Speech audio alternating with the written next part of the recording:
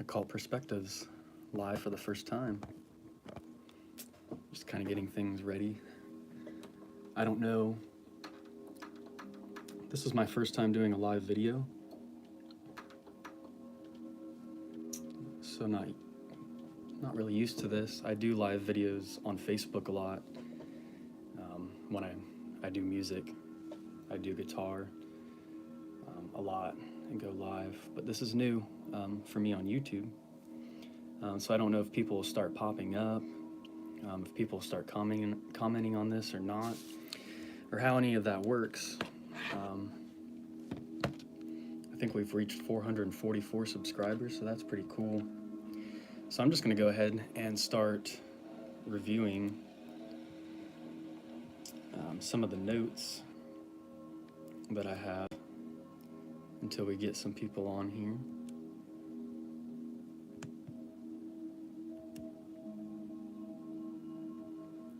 Might have to restart my computer. Oh, no, there we go.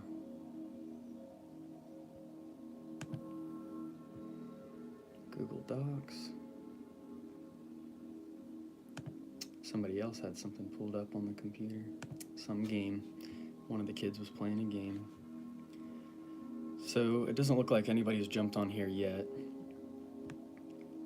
So I'm going to go ahead and pull up the notes I have on Raphael, because I've been talking in the past couple of videos about how we were going to review the Archangel Raphael. Since that's the first one you use in the LBRP, you might as well get to know him pretty well. So what I'm doing is I'm just taking notes from various books and also different YouTube videos, and basically just bringing it all together, kind of like I did with the Raphael video. And I would like to do more Raphael videos in the future, covering the book of Raphael. There's a lot of information in that book. It's pretty hard to read, the book of Raphael. It's very archaic. It's very symbolic. Looks like somebody's jumped on here, so hello. Hope you're doing well. Feel free to comment if you want. So Raphael, there's two main pronunciations. When I vibrate the name, typically I pronounce it Raphael. But if you read from Donald Michael Craig's book, Modern Magic, which I've highly recommended on this channel before, he says to pronounce it Raphael, with an emphasis on the L, the last syllable. So I would say whichever way you're going to say Raphael when you do the lesser banishing ritual with the pentagram, or anytime you're invoking the archangels, or evocation, I'm sorry, you will say Raphael or Raphael with the emphasis or the accent on the last syllable, the L. Physical descriptions of Raphael. You envision him in the east. That's his cardinal direction. He stands on a hill. He can be seen depicted with a dragon or the man of Aquarius. And that's something I noticed about Curtis Joseph, his videos. He says you can envision each of the archangels and each of the quarters with a dragon. I don't really envision any of the other archangels with the dragon, not Metatron, not Sandalphon, but with the four normal ones, Raphael, Gabriel, Michael, and Uriel. You can envision each of them with a dragon of the appropriate color, the corresponding color. So Raphael stands on a hill. He can be seen depicted with a dragon or the man of Aquarius. He wears yellow robes with purplish highlights. He carries a caduceus wand, which represents the life force. If you don't know what that symbol is, which you probably do if you're watching this channel, when you go to like a veterinarian place or a lot of medical field places, EMT and otherwise, they'll use that.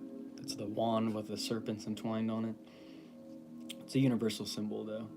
They just decided to use it. He wears yellow robes, I already said, purplish highlights, carries a caduceus wand, and he represents the element of air.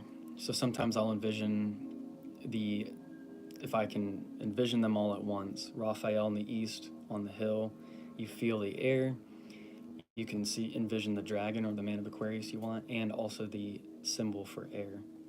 The upper triangle with a line in the middle is the symbol for air. And I usually try to see it as a white or yellow triangle corresponding with air. The robes, Raphael's robes wave in the wind. You can feel the air or the breeze. That's important too. So now we're going to jump over to Damien's book. Now this is, no, we're still on the elemental Raphael for the lesser banishing ritual of the pentagram. So he says it's very similar. Raphael wears radiant yellow robes, anything associated with spring, damp, warm wind. So that's another correspondence you can add to your lesser banishing ritual of the pentagram is with each of the 4 angels. Raphael is spring. You can envision spring in his quarter. To the south with Michael, it's summer. With Gabriel in the west, it's fall. And then with Uriel in the north, it's winter. Reasons to invoke Raphael for better articulating your ideas. This goes with the element of air because it's the intellect. You would invoke Raphael for safe passage, healing of any sort, assistance with meditation and mental clarity.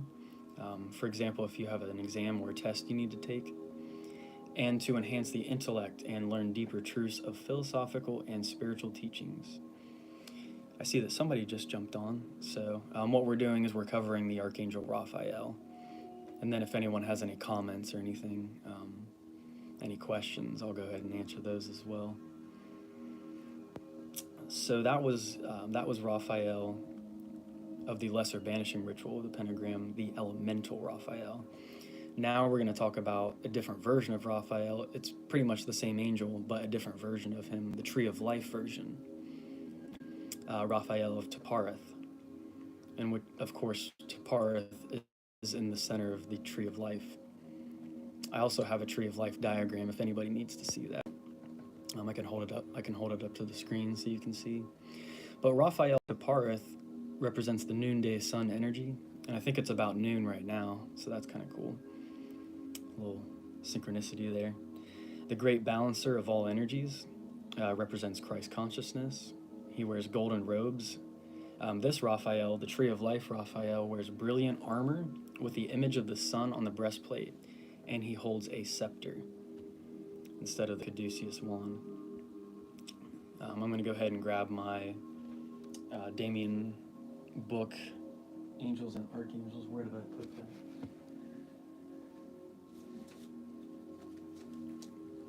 That's why I like doing the videos in here, because I can just grab the books from the bookshelf when I need them. So reasons to invoke Raphael of Tapareth. A lot of the same reasons you would invoke Raphael for. If you need healing of any kind, I recommend that you invoke Raphael. When you do the lesser invoking ritual of the pentagram, call on Raphael in all 4 directions and above and below. I had some really cool synchronicities happen as a result of calling forth Raphael, some things that needed healed, not only for myself, but for others too. I had drawn people to me that day that needed somebody to talk to. They just needed to get some things off their chest. So, reasons to invoke Raphael of Tapareth for all manner of healing, physical, mental, emotional, and spiritual, to repair rifts between yourself and others, to complete projects, to attain fame or popularity through talent, to win legal battles, for stability of any sort, to pacify aggressive situations and gain victory over enemies, to improve physical vitality and stamina, for any sort of material prosperity, and to overcome sorrow. So those are reasons to invoke Raphael of Tapareth.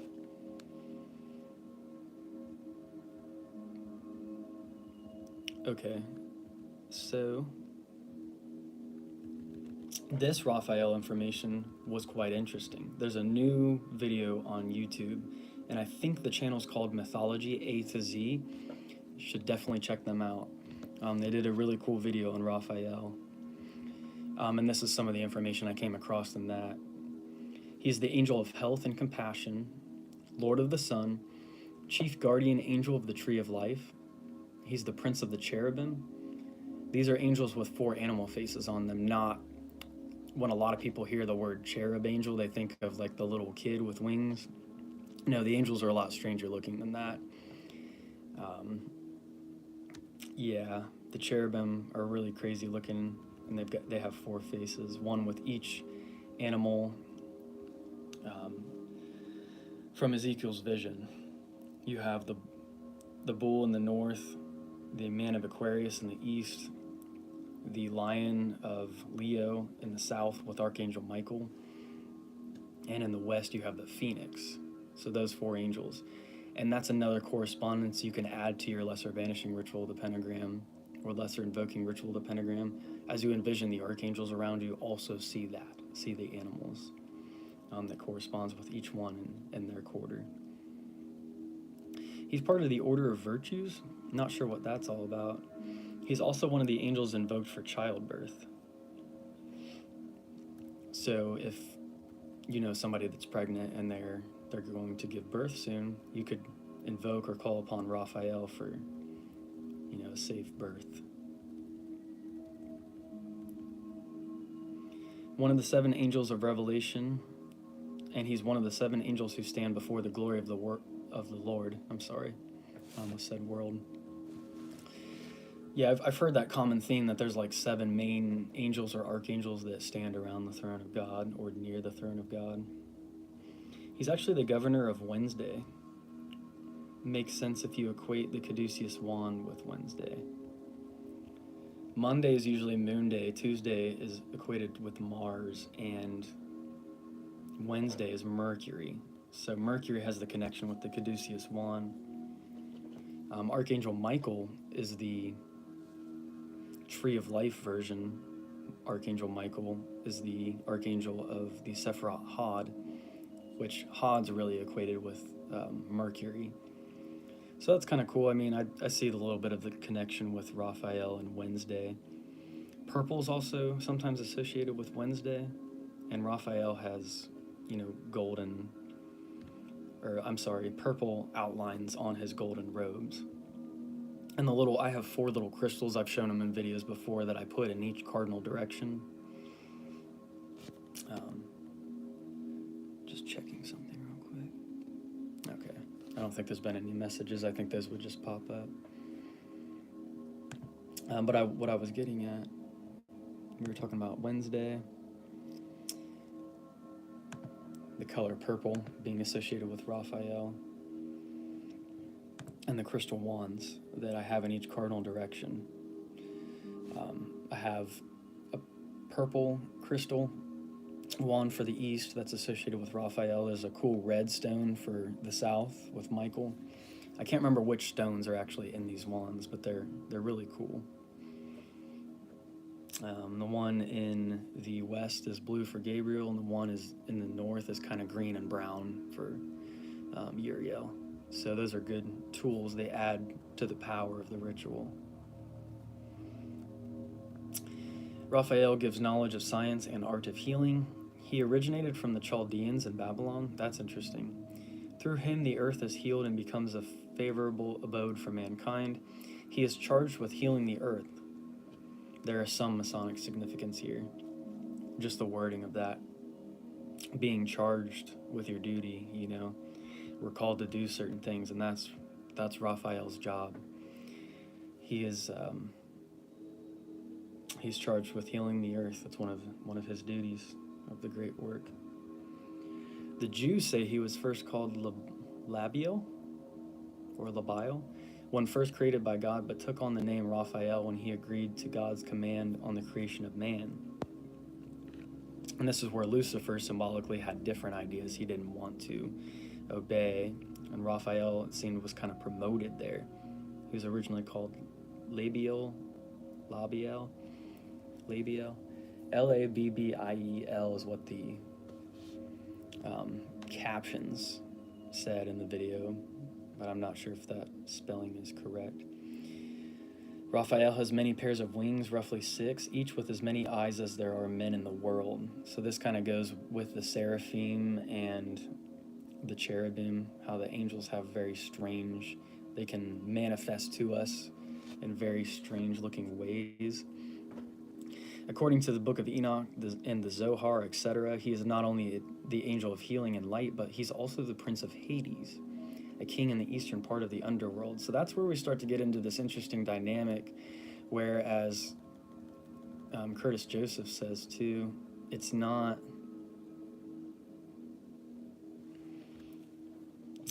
so much that the angels and demons are at war with each other. They're different polarities or degrees of the same thing. And a lot of things start to make sense when we view it from this way. Instead of always being at war with ourselves, with war with each other, how about we learn to use these principles, both principles that, they say the magician has his feet firmly planted in hell, so we need to use the darker aspects, the sub aspects, and the higher aspects as well. Higher aspects, it's different degrees of existence. The angels are just the higher, or I would say they're the higher vibrational version, or the higher degree, and the demons are the lower degree of that same thing. Much like how temperature is all one force. It's not technically hotter or colder per se, it's just the degree to which the force is manifesting itself. It's very occult stuff that we don't fully understand yet. So Archangel Raphael, this more demon version of him, he also rules alongside Uriel, who's the prince of Tartarus. So now we got this whole thing going on that these angels have jobs and stuff in the underworld too. Raphael is charged with handling the souls of the departed who have been deemed guilty by Metatron the judge and cast into the abyss by Gabriel the Punisher. So these are all angels that are involved in the Lesser Banishing Ritual of the Pentagram, and then if you're invoking Metatron above you and Sandalphon below you, so Metatron's involved in that too. When he attends to matters of the underworld and the souls of the dead, Raphael goes by the name Azariah, according to the book of Tobit. Because of this, the Zohar calls him one of the many kings of hell. This shows how angels and demons are kind of one and the same, as I said before, equating him specifically to the hellish king Baal, or Baal, who rules in the eastern region. And this makes sense because of the east. Raphael's in the east, in the LBRP. So he's equated with Baal. Super interesting stuff. If you play video games, the Elder Scrolls series, there's Molag Bal. That's totally based off of the Canaanite god Baal. It's all connected. Even sports and stuff, why do we call it a ball? So we have football, baseball, basketball. Is there some kind of connection here? Maybe not. Maybe I'm just imagining things. So Raphael has 66 legions of spirits under his command. Sounds very similar to the demons and stuff when you read the Lesser Keys of Solomon.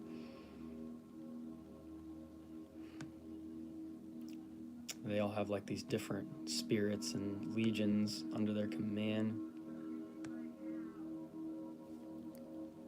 Presides specifically over sinful souls who have been cast into darkness and the fires of hell. Okay.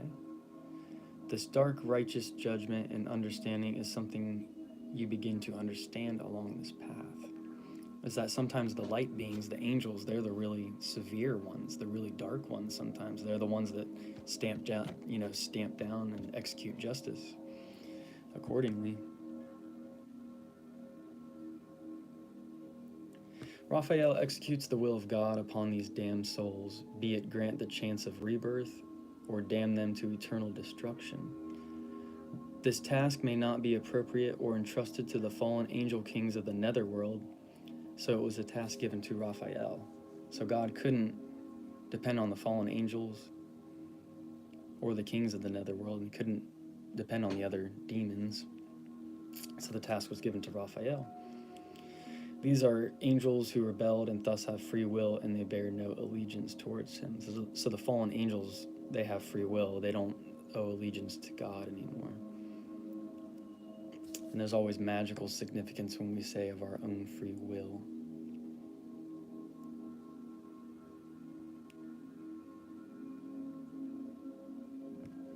Raphael overcame the demon Asmodeus, who claimed ownership of a young, beautiful woman and her abandoned household, killing any suitor who dared to approach her. Okay, we're at 20 minutes already. This has gone by pretty quick. Not sure how much longer I'll go. I have a bit of notes left, and I still haven't finished all of the notes for Raphael, but this is probably a good start. We'll get into this story a little bit, this story with Tobias.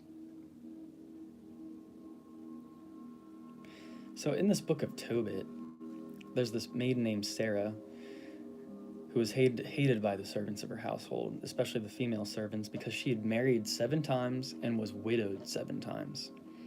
The demon Asmodeus fell in love with her and killed each one of her husbands on her wedding night before they could even touch her. So already 7 men had died attempting to marry her. Well, they did marry her, and then they died on the wedding night. They were not able to, what is it they say, consecrate the wedding, or the wedding night. One woman says claims that this Sarah, she's like, oh, you're a husband killer. She told her to, why don't you just join your dead husbands, hope she never had a baby ever, etc. Really awful things to say.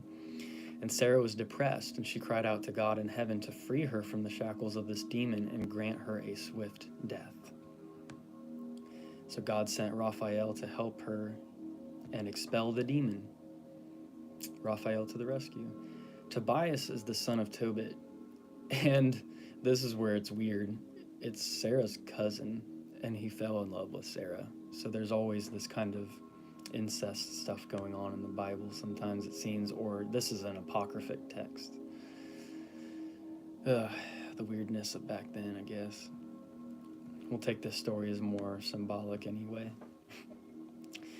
It's to help us better understand the archetype of Raphael and what he represents. Raphael visited the house of Tobit and Tobias disguised as a man, and encouraged Tobias to carry on with his plan to marry her. On the way to Sarah's, Raphael has Tobias catch a huge fish by the river. Is this symbolic of Pisces, perhaps? It was a glanos fish, a fish that Asmodeus despises. So after Tobias catches this huge fish, Raphael tells him to cut out the heart and the liver and to keep it with you. If somebody's jumping on, I don't know if it's the same person who was on earlier, but we are covering the Archangel Raphael. And we're at this part of the story where this girl named Sarah, she can't marry anybody because she's been married 7 times, and each time she gets married, the demon Asmodeus kills the suitor before he can even, the husband, before he can even touch her. So now this new guy that's in love with her, Tobias, is working with Raphael. Raphael disguised himself as a man. I can't remember what his name is, though, when he's described as a man.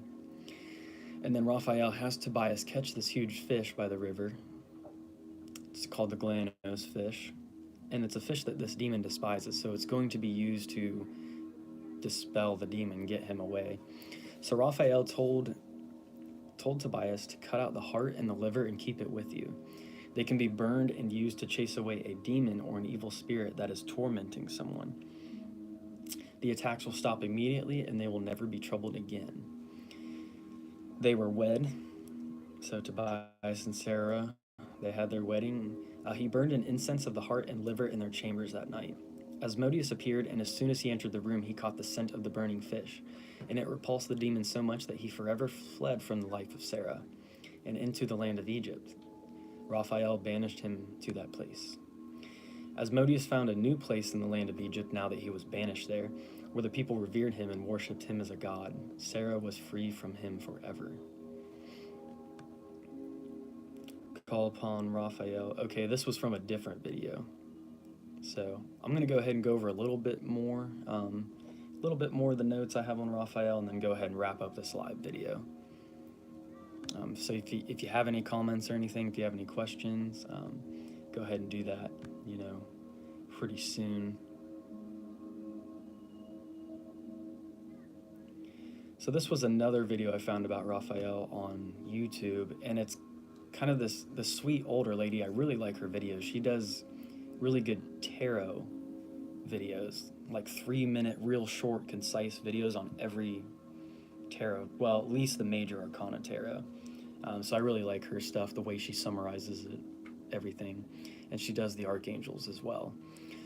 So she says, call upon Raphael when you need strength, energy boosted. He is the third in command and the healing angel. And it's more about calling upon healing for yourself and soul growth. But his energy can be used to help heal others as well. It's just going to heal everyone if that energy is around, but it's more about working on yourself. Transmuting and healing the inner so that the outer reflection is more refined. It's better. He's the third healer in command. If you feel stuck and need to get to the next level, pray to Raphael. He's a guide in matters of health. So if you need to make some life adjustments, some health adjustments, call upon Raphael. Green and gold colors. He radiates green beams from him. If you look on like Google Images and look up Archangel Raphael, you're going to find a lot of pictures or images where it's green rays of light. So that's very much equated with Raphael, although most ceremonial magic books, when I envision Raphael in the East, he's wearing yellow robes with purplish highlights. But you could also see green as well, because that is part of his energy. The green and gold colors, the green beams, and you can feel heat or tingling, she always says, when the angels are around. She feels this sense of heat, a heat sensation when the angels are around, and you get renewed. Raphael, though, is ironically not mentioned in the Bible. He's mentioned way more in the apocryphal text, the Dead Sea Scroll stuff. Tobit was a righteous man from the previous story. So this is the father of Tobias. And I'm not going to get too much further because I'm probably going to have to summarize the story again when I do the next video. But it's about the girl named Sarah, and all of her husbands were dying, and then this guy Tobias finally falls in love with her. The archangel Raphael helps him to catch a fish that makes this demon go away. Asmodeus, I think it was. So this is about Tobit. This, I think, Myth and Mythology or Legends of History, one of those two YouTube channels, does this other video on Raphael, so I'm pulling from multiple sources to get information on him. But Tobit was the father of Tobias. And Tobit's like the super righteous man, okay? And he's just out minding his own business one day. I love the way this video words it, but he lost his eyesight because a bird shat in his eyes. That's so strange. The super righteous guy, he's, living a righteous life. He's living by God's will, and then this bird comes and shits in his eyes. It's really crazy. So Tobit tells his son Tobias is the one that ended up marrying Sarah, to go on an errand to reclaim some money from a man he had lent from. He also says to have Tobias seek out a righteous man to help guide him. And then this is where Tobias stumbles across a, quote, beautiful man who asks to serve as his guide, and the man introduces himself as Azariah, and this was the underworld name for Raphael. When he's the prince of the underworld, he goes by Azariah, and he agrees to help Tobias. And so in this version, Tobias is actually attacked by a monstrous fish rather than him going out to hunt it. But it's the same thing. He goes and burns the liver of the fish to make this demon go away.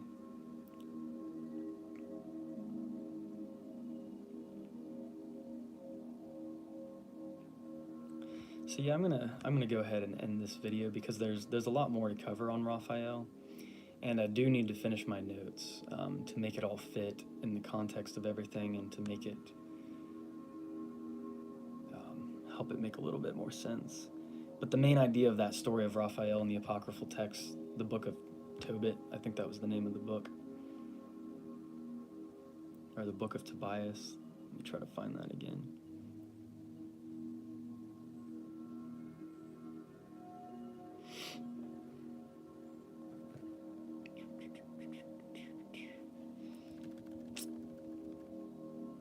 Book of Tobit. Book of Tobit is what it's called. So basically all you need to know is the main thing is Raphael helps the guy Tobias end up marrying Sarah by chasing away this demon. Because Raphael is the archangel of healing, and Sarah was in despair. She had already had 7 husbands die as a result of the curse of this demon. So she cried out to Raphael for help, which is very similar to the way that we can call upon Raphael if there's something going on, if we need help. And he's just one of the 4 elemental archangels of the LBRP. And then you add Metatron and Sandalphon above and below. And then you have the archangels of the Tree of Life you can add on to that. Whether you want to see them envisioned on your body alongside the middle pillar or in a circle around you, more like the celestial lotus. That's kind of an advanced ritual that Damien talks about. So you could have these 2 layers of angels, and then the zodiacal angels can go outside of that, so the archangels of the zodiac. And then there's even more specific archangels that you start getting into the deacons and stuff, but that's more if you're going to do the celestial lotus. I'm not at that level of my practices yet, because that requires quite the commitment. It's just hard for me to find the time always to do my practices, but today I had plenty of time, so I got a lot of stuff done. Got a lot of meditation done. I learned a lot every time you go into those realms and work with the divine and bring the divine here into the physical realm. We are changing this world. We are manifesting heaven on earth.